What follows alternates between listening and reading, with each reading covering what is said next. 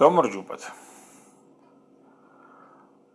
მაღაზიებში და ბაზრობებზე მარტო წონაში არ გვატყუებენ. ხანდახან ელექტრულ მოწყობილობებშიც გვხვდება მამალი ტყუილები.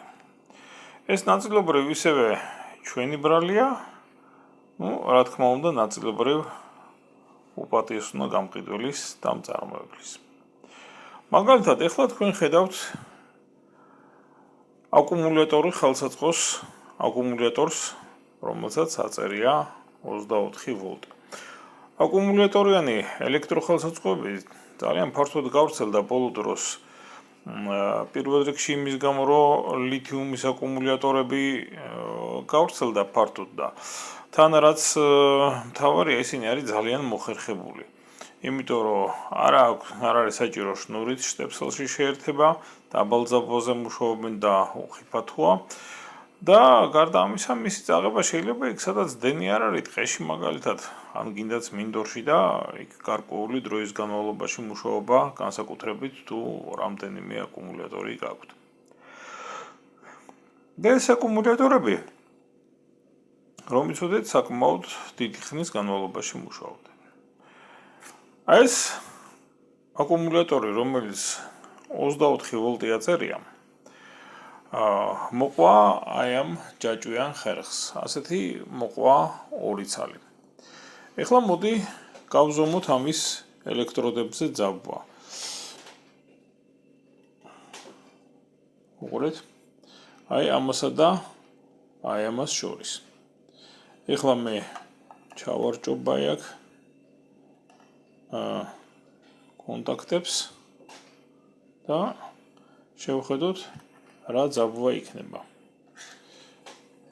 ეს აქ არის 20.2 ეს არის ბოლომდე დატენილი აკუმულატორი, როდესაც უკვე მწვანეა ანთო დამტენმა და შეწყვიტა.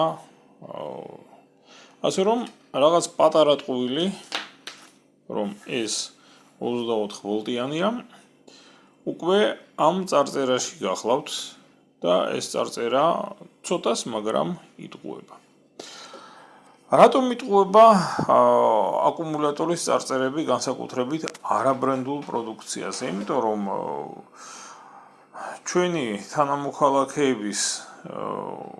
თანამოქალაქეებს ამ შემთხვევაში მე უბრალოდ საქართველოს მოქალაქეებს კი არ ვგულისხმობ, არამედ თქვათ, ადამიანების უმეტესობას მთელ მსოფლიოში ფიზიკის იმდენად ღრმა ცოდნა აქვს, რომ გონიათ, რომ რაც უფრო მაღალია ძაბვა, მით უკეთესი აკუმულატორი და მით უფრო დიდხანს იმუშავებს.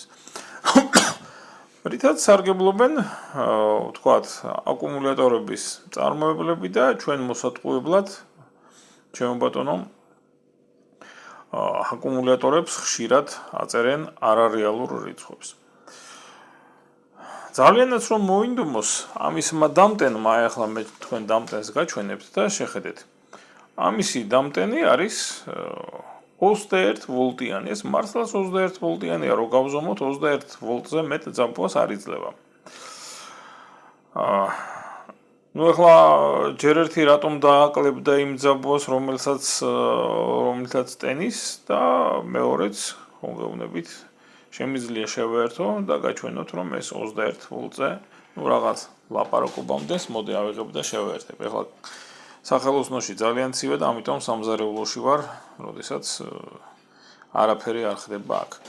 აი ახლა მოდი შევეერთოთ ეს დამტენი შტეპსელში. აი შევეერთე, ჩაირთო და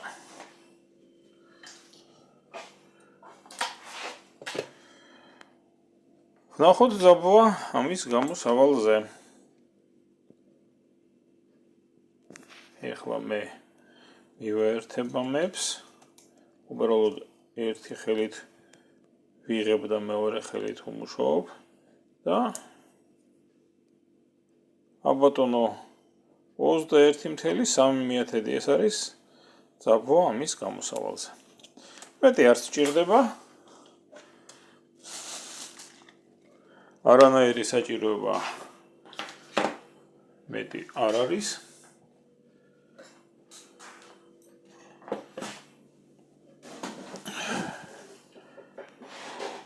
ანუ აქ არის 21 ვოლტი და ეს ხერხი მუშაობს 21 ვოლტზე. ეხლა შეხედეთ 48 ვოლტიანი აკუმულატორების ბატარეა. მაგრამ აქ კიდევ უფრო დიდი ტყუილია.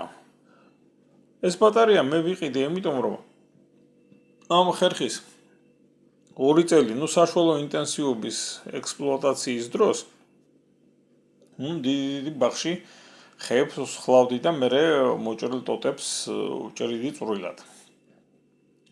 ხო, საშუალო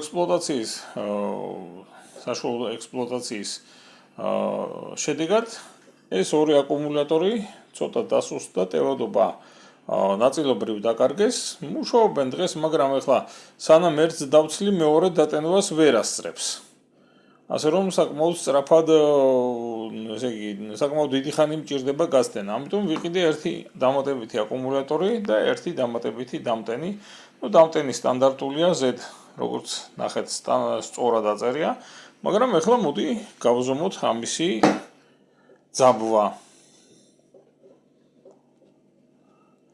ამისი ძაბვა, რომ გავზომოთ, ისევ, ესე იგი, აბატონო ერთი და ეხლა მეორეც მივაერთოთ. ხელი დავიჭერ 20.7 მე მგონი კარგად ხედავთ, ხო? ანუ ძაბვა ამ ორ აკუმულატორს აქვს აბსოლუტურად ერთნაირი. ეხლა რამდენ მუხტს იღებენ, ეს უკვე ამპერ-საათებში იზომება და რა თქმა უნდა, ამას ამპერ-საათები ბევრად მეტი აქვს, იმიტომ რომ აქ შიგ არის 10 ელემენტი, ეს რომ წერია რომ შიგ 10 ლითიუმის ელემენტია. ეს არის აბსოლუტურად სწორი, რო გახსნათ შიგნით მართლაც 10 ელემენტს ნახავთ, მაგრამ ძაბვა ამაზე წერია, მოდი ასე ვთქვათ, მამალი ტყუილი. არავითარი 48 ვოლტი აქ არ არის, ასე რომ აკუმულატორის მწარმოებელი ამაში გვატყუებს. ახლა ის რომ გვატყუებს, ეს არ ნიშნავს, რომ ეს აკუმულატორი არის აუცილებლად ცუდი, არ მსგავსი არაფერი. უყურეთ, მე ეს რომ ვიყიდე და ვამუშავე, მართალია ეს უკვე 2 წლისაა, მაგრამ აი ამ აკუმულატორმა, რომელიც იდეაში 2-ჯერ მეტი მუხტის შეკავება უნდა შეეძლოს, მუშაობს ხერხთან 6-ჯერ მეტი დრო. ანუ ეს თუ იმუშავებს, თქვათ, 10 წუთი, ეს მუშაობს თითქმის 1 საათი. აი, ასეთი კარგი შეფარდებაა, შეიძლება ითქვას. 1 საათი ეს რა თქმა უნდა შესვენებები და ამისი 10 წუთით შესვენებებით არის, იმიტომ რომ გავხერხე ტოტი, მერე უნდა გადავდო, გადმოვდო, შემდეგ ისევ გავხერხო და ასე შემდეგ, მაგრამ ამასთან შედარებით ბევრად უფრო დიდხანს ეს მუშაობს. ასე რომ, როდესაც ბაზრობაზე ან მაღაზიაში არაბრენდულ პროდუქციას ნახავთ და მასზე წაიკითხავთ რაღაც არარეალურ ძაბვას, აუცილებლად შეამოწმეთ ტესტერით. ტესტერი იქავე ექნებათ მაღაზიაში. მე მაგალითად ამისმა გამყიდველობ მომითხრა, რომ ეს 21 ვოლტიანია. და სწორედ ამიტომაც ავიღე წინააღმდეგ შემთხვევაში ეს ხერხი უბრალოდ გადაიწვებოდა ამის შეერთებაზე. ამიგეთ და აღარ გამოადგებოდა ზაპასნოი აკუმულატორად. ხო და ასევე გამყიდველი ალბათ დიდი ალბათობით გეტყვით, რომ ამ ჩინელ მწარმოებლებს ასე ვთქვათ, არასწორი რიცხვი უწერიათ ამაზე. თუმცა ზოგიერთი გამყიდველი ამას არ ამბობს და გეუბნებათ, რომ ან არ ვიცი, ან გეუბნებათ, რომ სწორედ ეს არის, რაც აწერია და ასე შემდეგ. ეხლა მე ვნახე მაგალითად Facebook-ზე ერთი ფირმა, რომელიც ყიდის ვითომ და მაკიტას.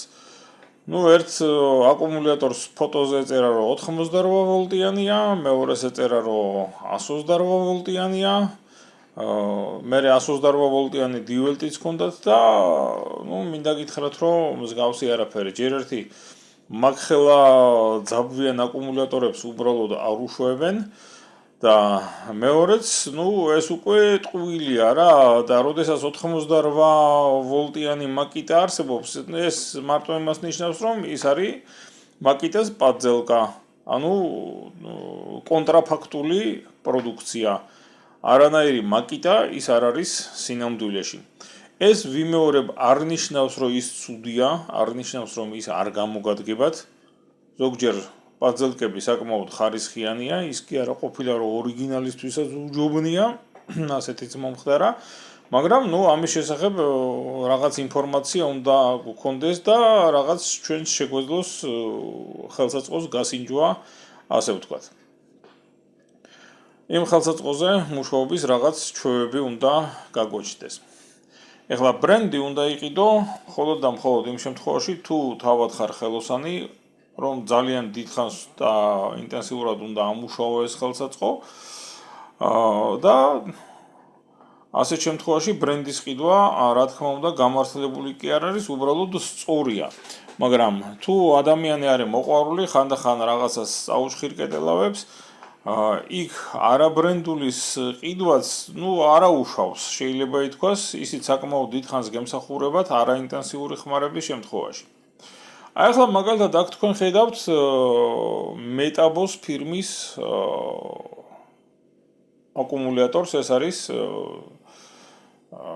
სახრახნისის აკუმულატორი.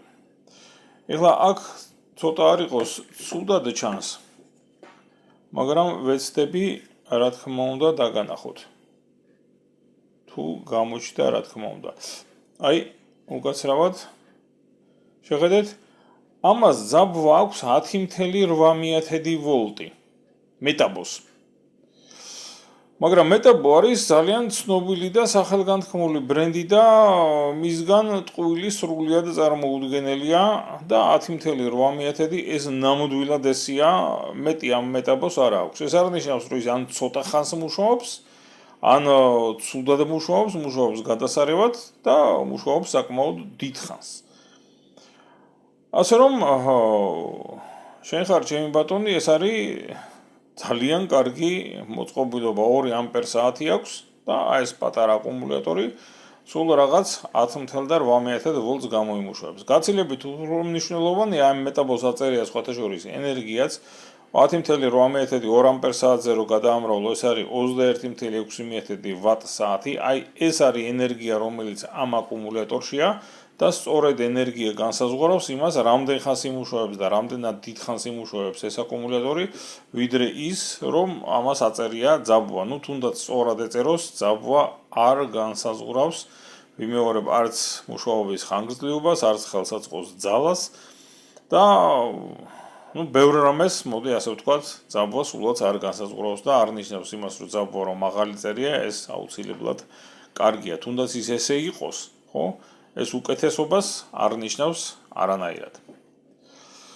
ეხლა, ლითიუმის ელემენტები, რომლებიც ამაშია შიგნით განთავსებული, აი ამ კონკრეტულ შემთხვევაში 10 ცალი ელემენტი.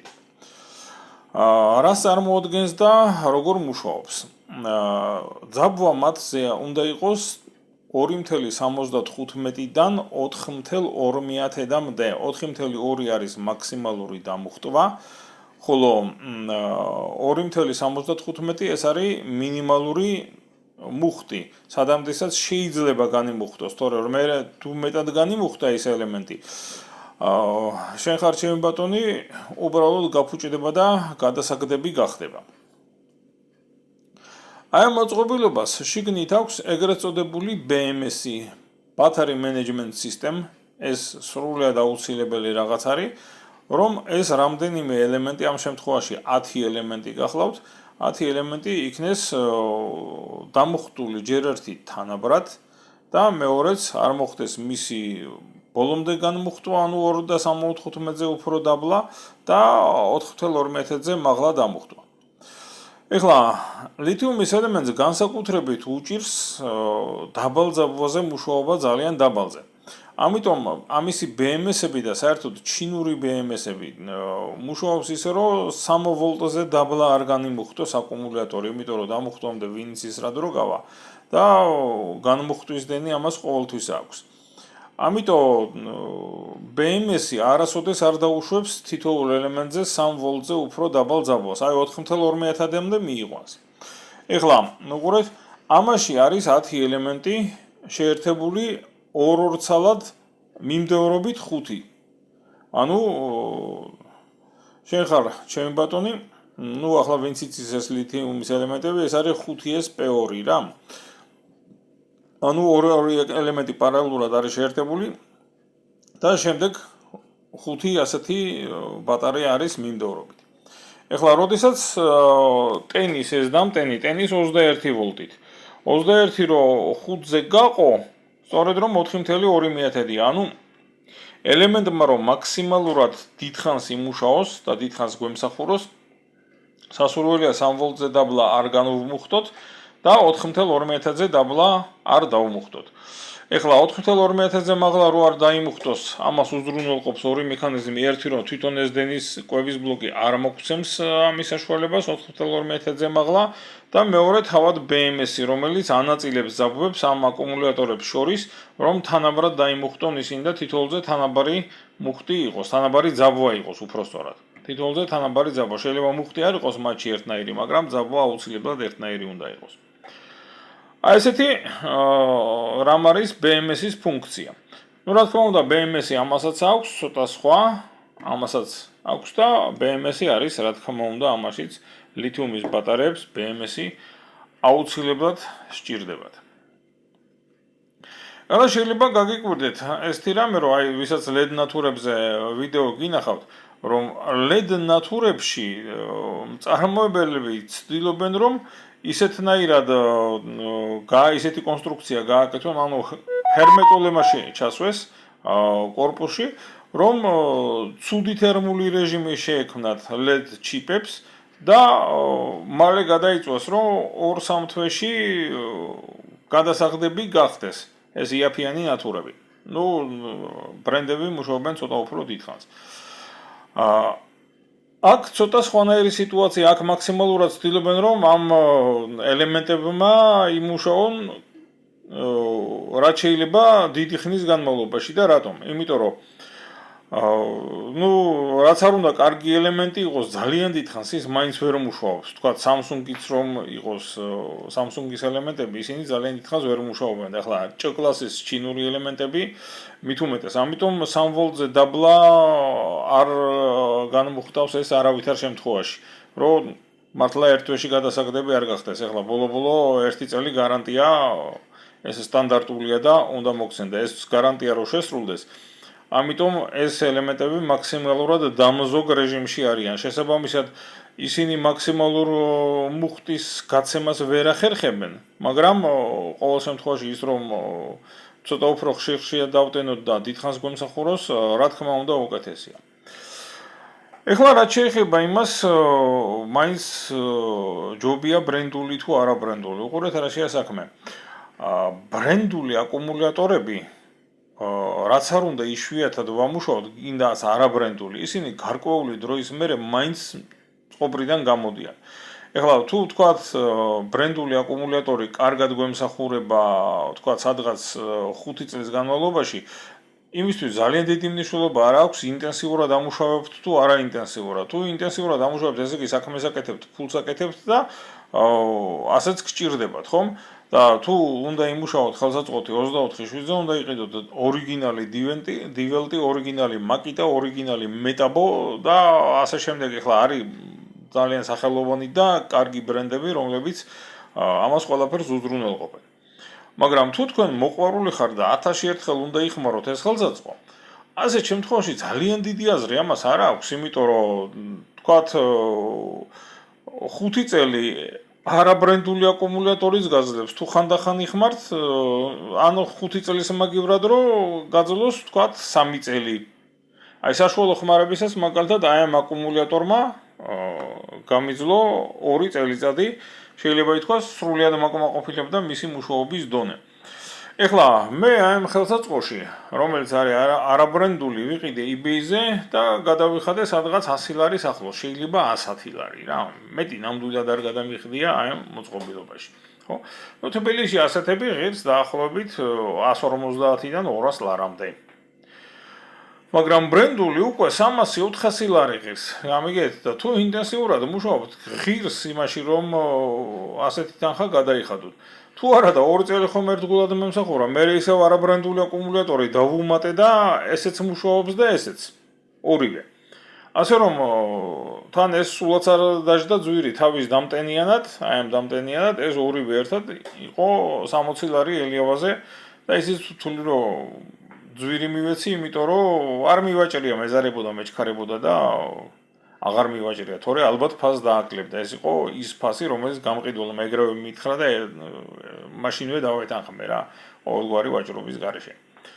ასე რომ შენ ხარ ჩემი ბატონი არაბრენდულიც სრულიად შესაძლებელია, ახლა არსებობს იქ მართლა ერთჯერადი ხელსაწყოები, ერთი ღილაკის დაჭერაზე რომ წყობრიდან გამოდის, მაგრამ ეხლა ეგეთი ძალიან ძნელია რომ მოახერხო და შეიხვედრო. თუმცა შესაძლებელია სრულიად, შესაძლებელია. ამიტომ თქვა ცოტა ხანი რაღაცნაირად ხელსაწყო უნდა გასინჯოთ ასე ვთქვათ, გამყიდველის